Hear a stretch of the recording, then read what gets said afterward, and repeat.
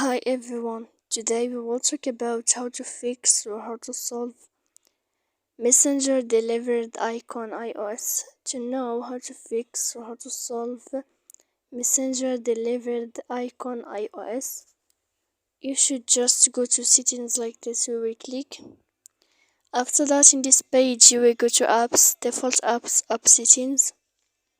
When you will see this page, you will go down to find the application of Messenger and you will enter. Then in this page you will go to click for stop. After that you will enter to storage.